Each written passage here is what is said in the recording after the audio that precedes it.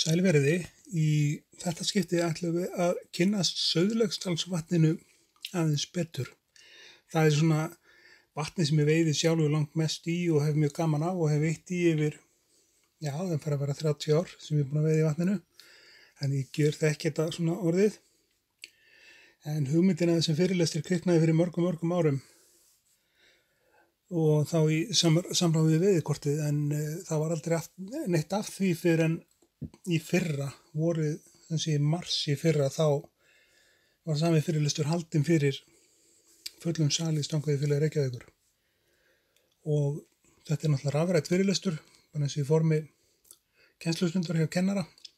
Þannig að það er ekkert að spyrja beint, en það er hægt að setja komment eða senda tölvupóst á flugsmiðjan@gmail.com, en við vindum okkur það bara í þetta. Þessi fyrirlestur er gerður í samstarfi við veiðikortið, bara svo það komið fram, enda er Sauðlauksdalsvatnið inn á veiðikortinu. Örstutt sjálfa mig áður við byrjum þetta. Ég heiti sem sé Ívar Örn Hauksson og ég er frá Bíldudal. Ég hef verið að veiða bara frá því á krakki og stunda ýmsar veiðar bæði á sem sé dýrum og fiskum í yfir 30 ár og hefur verið ökuleiðsögumaður síðustu árin þangað til að COVID kom, hefur unnið til sjós og landsbæði á sjó og svo í fiski og ég lauk embættisprófi í lögfræði frá Háskólanum í Reykjavík 2019 og svo rek ég þessa YouTube-rás Flugsmiðjan sem ég byrjaði á í október á síðast ári og hefur vægast fengið mjög góðar viðtökur. Áður við byrjum fyrirlesturinn af einhverju alvöru þá er rétt að taka það fram að allar upplýsingar sem birtast hérna, sérstaklega sem snúa að vatninu sjálfu, þær eru ekki byggðar á rannsóknum heldur, eða vísindalegum rannsóknum heldur bara reynslu minni sem veiðimanni í vatninu. En þá spyr maður þessi, hvar er Sauðlauksdalsvatn? Það er kannski ekki allir sem vita það, en Sauðlauksdalsvatnið er í Sauðlauksdal og Sauðlauksdalurinn er við Patreksfjörð hérna á Vestfjarðakálkanum, Patreksfjörðurinn hérna, sem þið sjáðu bendilinn, og vatnið er akkurat hérna sem oddurinn á bendlinum er. Og við erum að tala að þetta sé svona, hvað ég var að segja, í kringum 5 klukkustunda akstur frá Reykjavík. Hér er loftmynd af Sauðlauksdalnum og þessi loftmynd er tekin af Bing Maps og það er ágætis kort á Bing og þið sjáið hérna sem sé sandrifið sem kemur hérna út og flugvöllin gamla og svo veginn hérna sem liggur hérna og svo er beitt hérna til vinstri inn Sauðlauksdalinn og kert þetta niður á vatninu og veitt á krafti. En leiðin sem liggur hérna út með hún liggur hérna hér er Kvígindisdalur og svo er Vatnsdalur hérna, ef ég þekki þetta rétt, og svo er keyrt út fyrir Hafnarmúlann og inn í Örlishöfn og þaðan er þetta komast út í Kolsvík og Hænuvík og svo þaðan út í Breiðuvík og út á Hvallátra og þaðan út á Látrabjarg. Þannig að það er nóg að skoða ef þið farið ekki að veiða, ef það er leiðilegt veður eða eitthvað svoleiðis.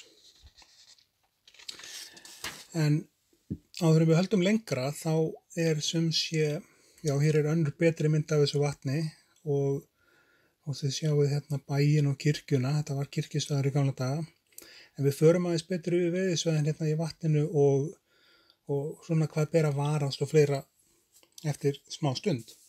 En rétt er að tæpa eins og sögu staðarins áður við höldum lengra, við stöldrum aðeins við og þetta var stórbýli á sínum tíma og í kirkjutali er talað prestsetur í Sauðlauksdal alveg frá árunni 1200 og sennilega frægastur ábúðenda þarna hefur verið séra Björn Halldórsson. En hann er talinn hafa verið svona einn af þeim fyrstu sem að ræktaði kartöflur, örugglega allavega á Vestfjarðakálkanum. En það er svona áhöldum það hvort að þetta hefði ekki verið ræktað við Bessastaði líka. Séra Björn lét reisa sandvarnagarð hérna sem heitir Ranglátur og einhvers staðar á milli 1750 og 1780 en garðleyslan var sem sé kvöð sem að bændur voru mjög ósáttur með og þaðan er nafnið sprottið. Það má sjá greinileg ummerkið, sjáðu hérna vinstra megin á myndinni hérna. Þetta er þessi garður hérna, leifar á honum og hann liggur hérna alveg niður með, þannig að þetta hefur verið heljarinnar mannvirki á sínum tíma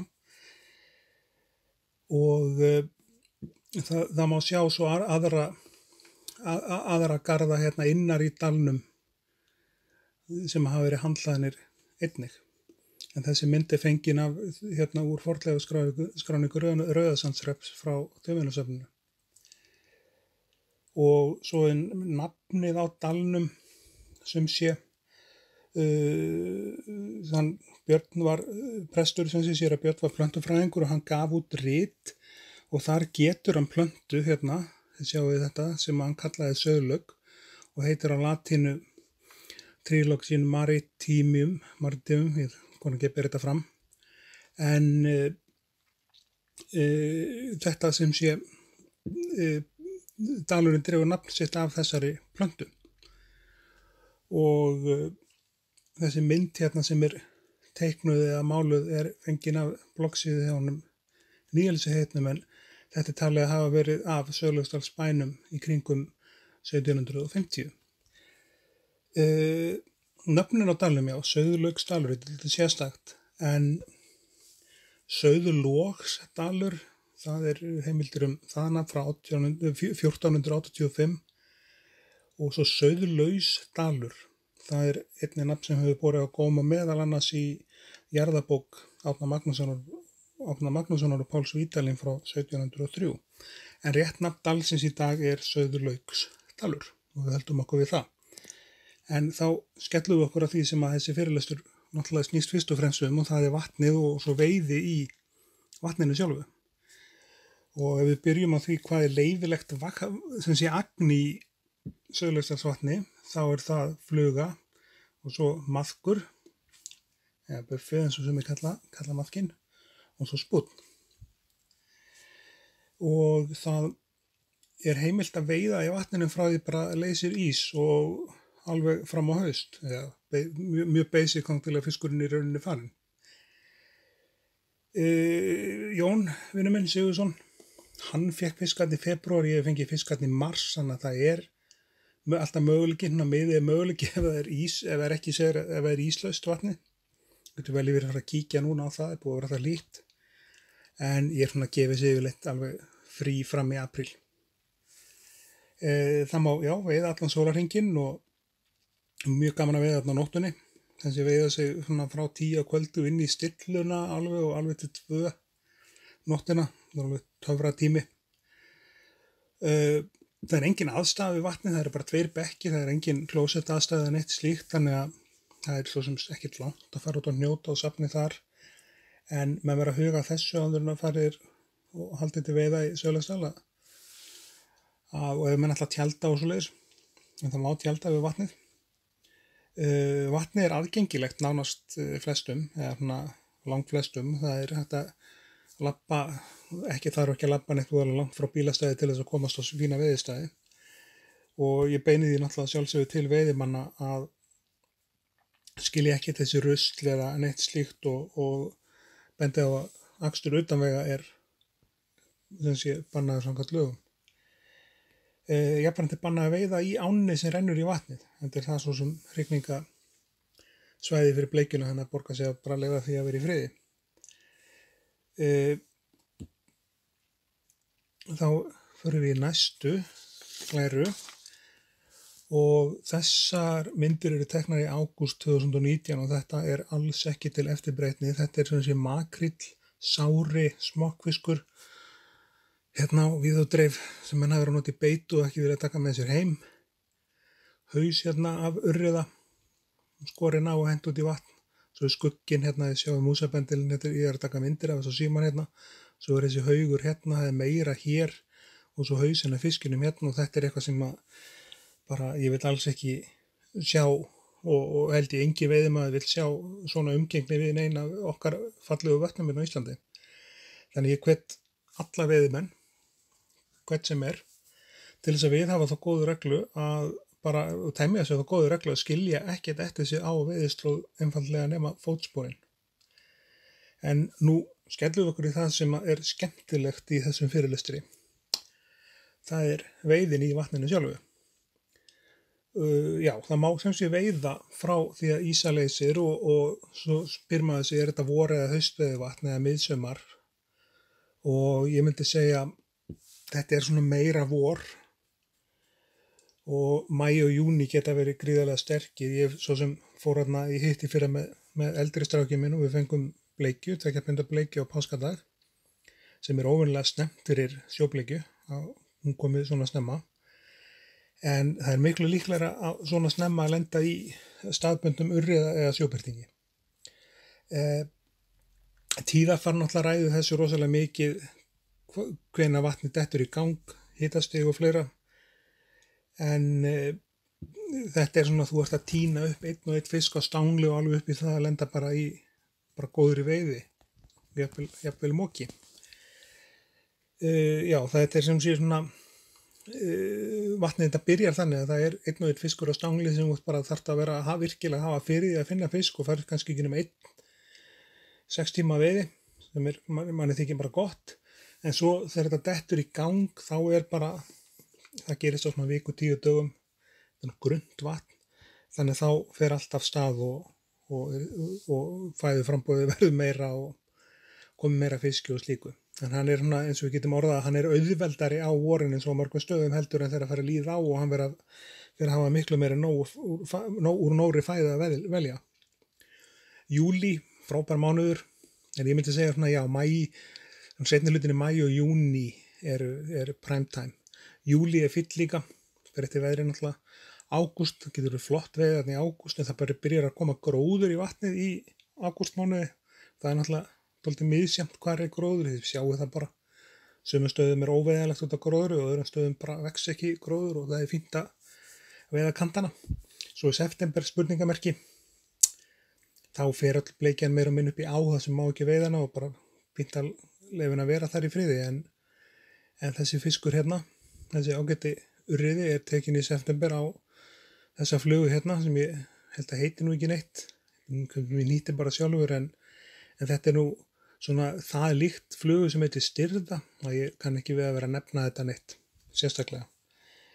En ég hef lent í moki í þessu vatni þarna í 15. maí og þetta eins og ég segi, þetta skiptir svolítið mikið máli hvernig tíðafar við vatnið er og hvernig bara tíðin er yfir höfuð. Heitt, kalt, rigning og slíkt. Og stundum þarf maður að leita fiskinum og stundum þarf maður ekkert að hafa fyrir þessu. Þetta er svona skemmtilegt, þetta er, já, getur verið auðvelt en getur líka verið alveg ógeðslega krefjandi. Og ef við kíkjum á lífríkið í vatninu, þá það er að segja ef við förum í fiskana fyrst, þá erum við með staðbundin urriða, við erum með sjóbirting, við erum með staðbundan bleikju og sjóbleikju, við erum með ál og við erum með hottsíli. Það er sem sé allar ferskvatnsauðundir á Íslandi sem finnast hérna að undanskildum Atlantshafslaxinum. Það er ekki vitað til þess að hafi veiðst lax í vatninu. En fæðukeðjan í þessu vatni þannig að urriðin er dálítið á toppnum, hann étur alla hina fiskana. Allavega hottsíli og ég hef séð urriða fengið stóran urriða þarna með bleikju í maganum, þannig að hann allavega étur það. Og svo er svona einn og einn all á stangli og svo er dálítið hottsíli þegar líður á. Dálítið mikið af því, þannig að flugur sem eru í svona líkingu við hottsíli virka oft ágætlega þarna á þessu svæði. Sjóbirtingurinn hann er eins og jójó, kemur og fer, en ef þú veiðir birtingi í Suðurlandsdælum þá er það svona, ég myndi segja að það er svona fyrsti vorboðinn sko. Bleikjan hún er að éta bobba og fleira, flugur, lirfur og svona, það sem að bleikja bara yfir höfuð borðar.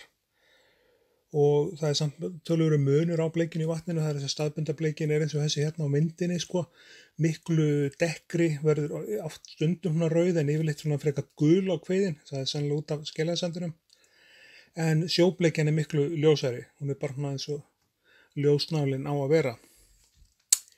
En svo er hellingsfuglalíf þarna líka, það er hérna himbrimi, ekki fljótandi formi heldur á vatninu, álft og andategundir og svo heyri stundum í tóu gagga þarna á kvöldin. Þetta eru hérna sem sé, þetta er bara svona einföld mynd hérna, þetta sjáu, þetta eru svona sandflákar og þið sjáu hérna, það eru fiskar á þessari mynd, hérna stórbleikja og lussubleikja hérna, svo önnur hérna fyrir aftan hana og svo ein hérna. Og þetta eru svona sandflákar sem við sjáu stundum fisk synda yfir og þá náttúrulega bara er ekkert annað að gera en bara kasta á fiskinu og sjá hvað gerist. Sko. En þetta er sem sé, þetta er mjög skemmtilegt og sérstakt vatn að þessu leiti. Þú getur séð fiskin úti og kasta á hann bara síðan verið að synda yfir svona sandfláka.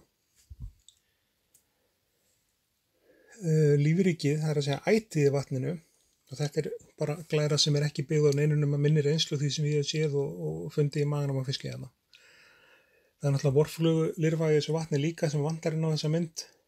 Það er verið með vatnabobba, verið með hotsíli, verið með lirfu, mýflugulirfu, brunglökku og svo náttúrulega þegar þetta klekkst allt flugu, toppflugu og mý og fleira, alls konar tegundir af flugum og bíbíóhoppir og hvaðina, þannig að það er svona og nóg að velja fyrir fiskin í vatninu til þess að éta.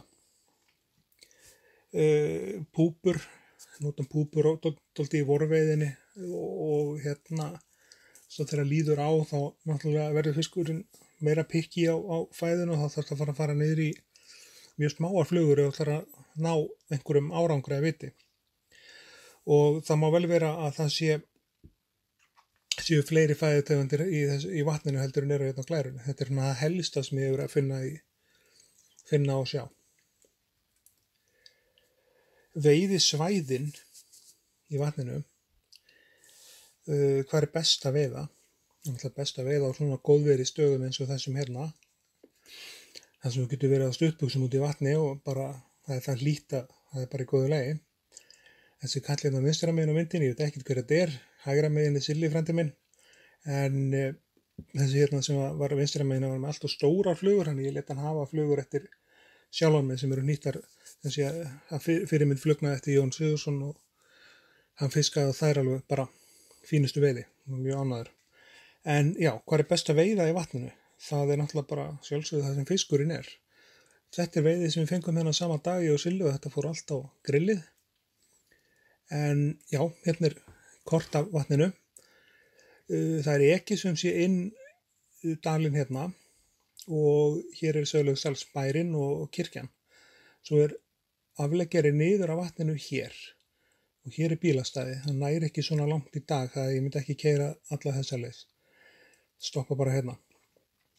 Þessi tenging hérna á milli er ekki í rauninni virk, það er búið að merkja þetta af og í rauninni loka þessu út af því einfallega að það er fullt af varpi, mófuglum og svona dóti sem verpir hérna á þessu svæði. Þannig að það borgar sér bara að virða það að nota bara þennan anga hérna niður á vatninu og svo þennan hérna niður í botn.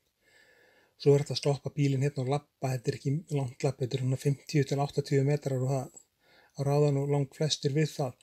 Svo er hægt að labba náttúrulega, þannig að fara yfir stípluna hérna og veiða ströndina hérna sem er mjög skemmtileg og ég veiði þetta svæði hérna neðri hlutan á vatninu sjálfur svona mest á vorin.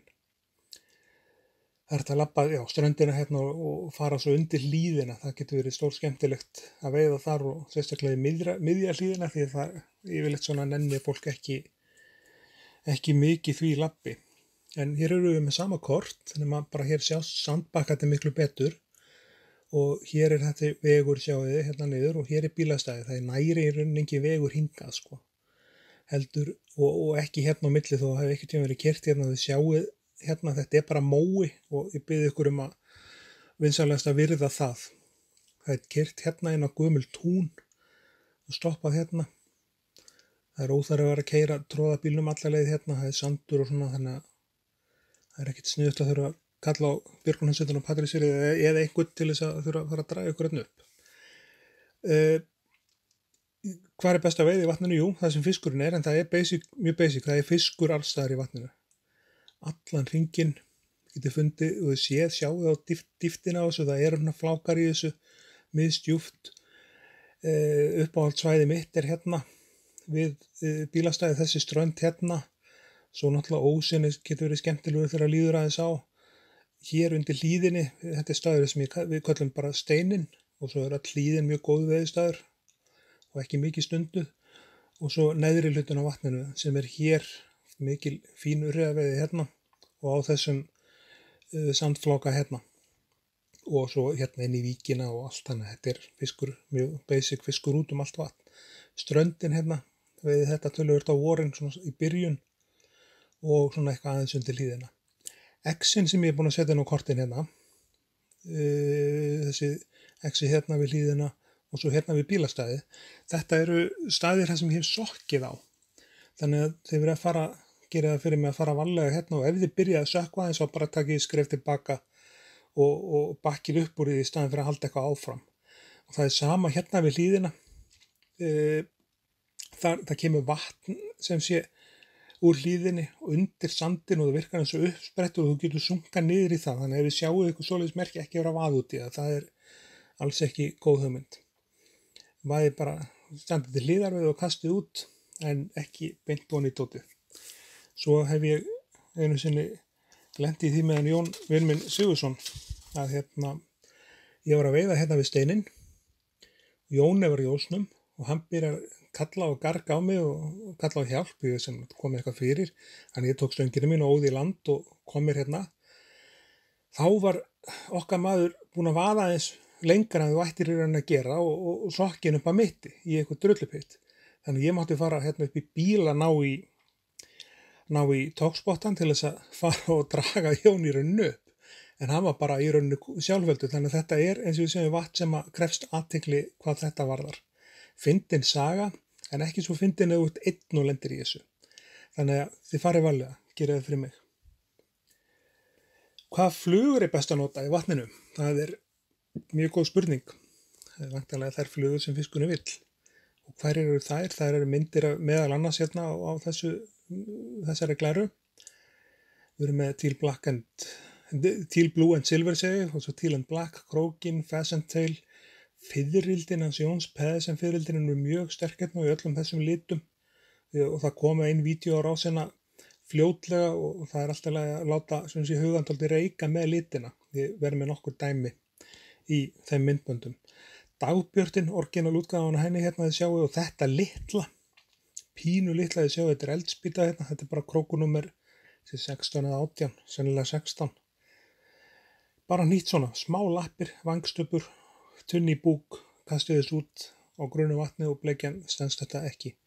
Svo ef við erum að tala urriða eða eitthvað svoleiðis, þá erum við að tala og sjóbirting náttúrulega, þá erum við að tala Black Ghost og einhverjar svona variásjónir af því og svo einhverjar svona appelsínugula flugur, til dæmis eins og appelsínugula nobli og svo svona sonkera sem eru appelsínugulur dálítið áberandi, fínt ef það litavatn að nota það.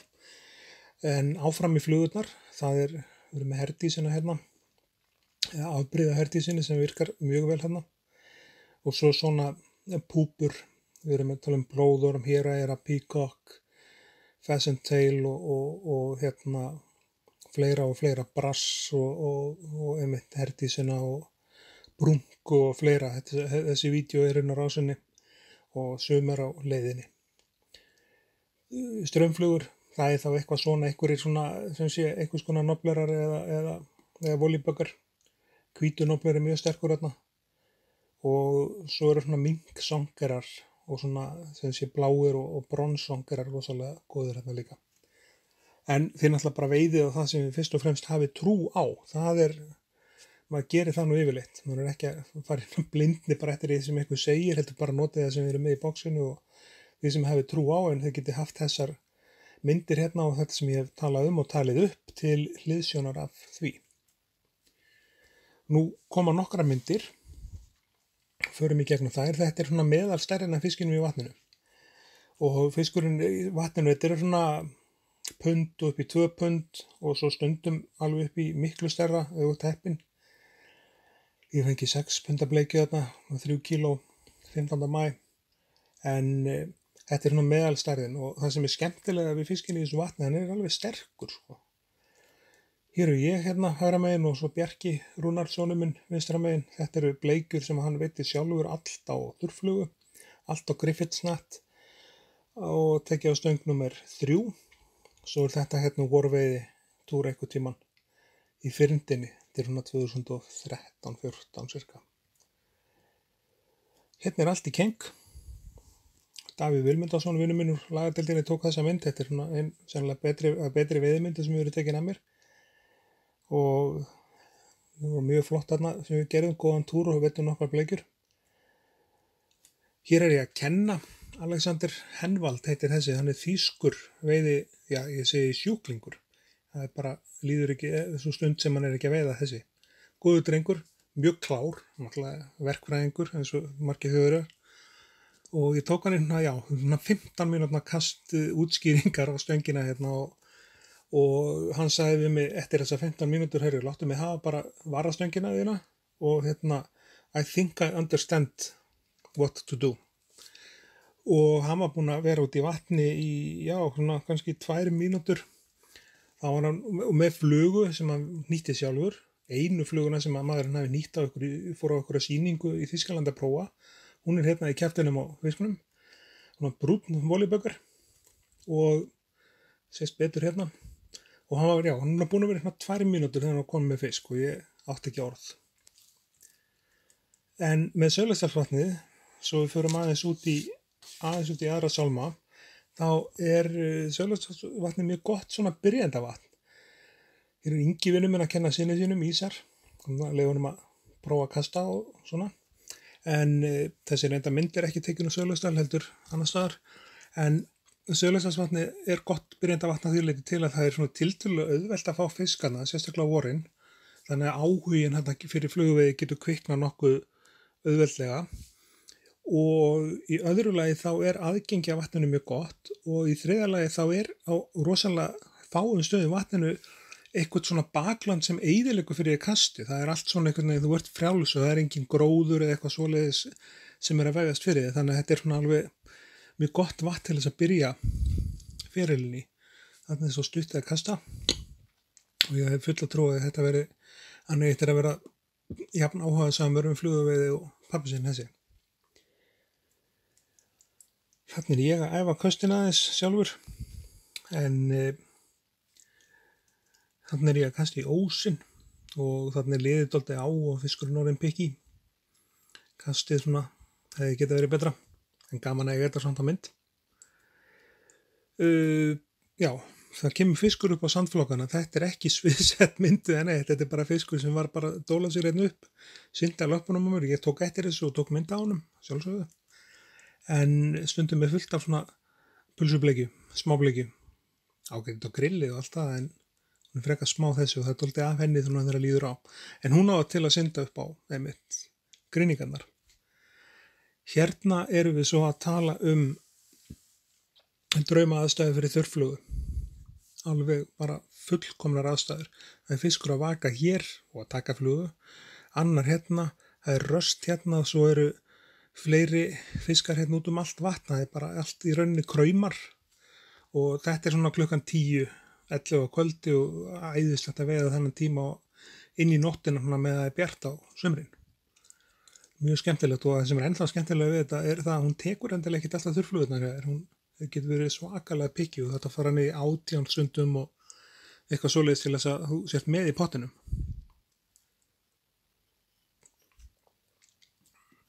En þetta eru fiskar sem ég veiti haust.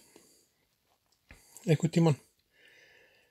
Þessi tekin af vori á Teal Blue and Silver tvíkrækju. Þetta 3 punda fiskur, flottur fiskur. Og nú má til með að hafa þetta með en þetta ekki sviðsett mynd, þetta flotholtina og svo fluga sem að ég náði að húka í flotholti en þetta flotholt var á sundi fyrir framan mig. Svona tónokkur í fjarlægi, var að sveima fram og tilbaka og ég hugsaði mér, ég líti ekki að ná flotholtinu og var svona að reyna að fá flugun til að húkast í sigurnaglan en húkaði hana í annað augað á flotholtinu og þetta eins og ég segjum ekki sviðsett og það eru vitnað þessu við trúið þess ekki en ég náði flotholtinu og fiskunum sem var á því og svona í verðlaun þá ákvaði ég að gefa þessum ágæta fiski, þetta voru alveg 2 punda bleikja, gefa henni líf og leyfa henni að synda frjálsri, lausri við þetta plastrast. Þetta sagði Jón Sigurðsson alltaf þetta vatn. Jón Sigurðsson sennilega, konungur vatnsins, svo ætti að segja það. Það var engin veitt þarna, jafn mikið og Jón og og það sem pirraði nú einhverja hversu mikið hann veitti og hversu góðum árangri hann náði, en það er stundum þannig út á landi þegar það gengur vel í einu bæjarfélagi þá skapast rígur frá hinnum í kring. En Jón sem sé, ég veit ekki neitt sem að veitti þetta vatn jafn mikið og stundaði þetta jafn mikið og Jón, en hann veitti og náði ótrúlegum árangri þarna. Innanum eru beljur og hákallar, sagði hann alltaf. Og hér er eina af þessum beljum, 6 punda bleikja og þetta er 2 lítra kókflaska við hliðina á henni. Nota bene tekin í febrúar, athugið það. Hér er Ingi veiðifélagi minn, heldur á fínni bleikju, og Jón Sigurðsson sjálfur við hliðina á Inga. Og þetta er í síðasta skipti sem að Ingi hittir Jón í lifanda lífi, þá er Jón kveður. Og það þarf náttúrulega, og er ekki hægt að tala Sauðlauksdalsvatn, það eru við sem að minnast á þá Jón Sigurðsson sem er hægra megin og svo Jón Pedersen, Ármann, félagi minn úr Ármannum sem að er nú látin og þeir eru þetta báðir látnir.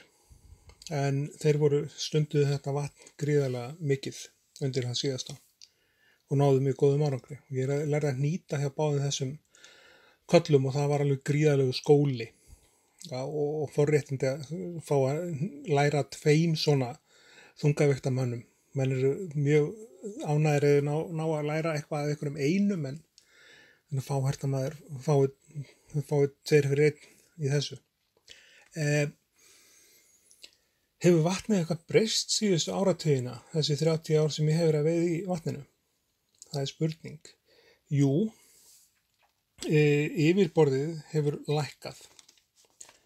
Og ég held að við getum alveg tengt það við í rauninni bara hlýnun á loftslagi, og yfirborðið sem sé á vatninu hefur lækkað, gróðurmagn á ákveðnum stöðum í vatninu hefur aukist það mikið að það er bara óveiðanlegt á köflum ef það er mjög hlýtt.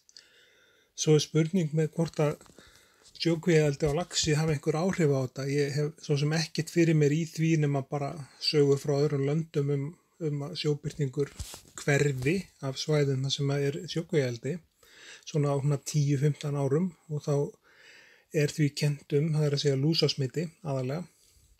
En eldið í Patreksfirði hefur nú ekkert verið það þar lengi, en ég bara velti þessum punkti upp einfaldlega út af því að árið 2018 þá stundaði ég þetta vatn svona þó nokkuð og ég fekk 9 sjóbirtinga í vatninu það ár sem er ekkert sérstaklega mikið. 2019 fekk ég ekki nema 2, stundaði vatnið jafn mikið og aðeins meira, og svo engan í fyrra 2020. Þrátt fyrir það að fara í vatnið 23 daga síðasta sumar. Ég er dálítið svona meini ekki í þessu vatni, þetta er mitt uppáhald og ég náttúrulega gjör þekki þetta, get svona næstum því gengið að fiski þarna, en það kemur fyrir að maður nulli og skungi. Er flundra í vatninu? Spurning. Jú, það er flundra í vatninu, en hún er ekki í þessari stærð sem við sjáum þessari mynd hér. Heldur flundran sem er í þessu vatni er meira eins og þessi bara hún eitthvað kríli, og ég vona að þetta hafi engin áhrif á þetta. En í sambandi við hlýnun á veðri og svo flundru og þessar breytingar sem ég var að tala um áðan, það er líka minna af stórum fiski heldur var fyrir 10-15 árum. Það er áberandi minna af sjóbleikju og miklu minna af sjóbirtingi, og það er meira af urriða heldur en var. Þannig að það kannski rímar dálítið við, ef að sjóbleikjan er að láta undan síga, en að það gengur betur í urriðanu. Náttúrulega urriði þolir miklu hlýrra umhverfi heldur en sérstaklega sjóbleikjan. Sjóbleikjan er svo veik fyrir einhverjum hitasveiflum. Þannig að þetta er svona þessar breytingar sem ég hef verið áskynjað þessi 30 ár sem ég hef verið að veiða í þessu vatni og búin að búa meira og minna Vestfjörðunum í minna alla mína ævi. En hér er útfallið við vatnið og og sjáu það má glögglega sjá framkvæmdina sem Jón Sigurðsson var byrjaður á að reyna að stífla vatnið hérna, eða stífla þannig að það hækki í því yfirborðið. Og þetta er bara algjört neyðar úrræði því að það var orðið svo lágt yfirborðið, svo það þarf eiginlega að klára þetta dæmi. Það er að segja stífla þetta þannig að það hækki svona 30-40 cm og gera stífluna þá þannig úr garði gerða að það komist ekki flundra upp eins og bara gengi hefur verið frá til dæmis í Hlíðarvatni í Selvogi sem heitir fyrirmyndar. Það er hægt að vaða hérna yfir stífluna en grjótið á henni, það getur verið rosalega sleift og svona launhált, þannig að þið passið ykkur á því ef við ætla að fara hérna yfir. En áður en við, klárum þennan fyrirlestur, þá ætla ég að minna ykkur á að gerast áskrifendur á rásinni, setja like á vídeó og deila því á það nú alveg inni hjá okkur. Búin að leggja mikla vinnu í þessa rás og allt það.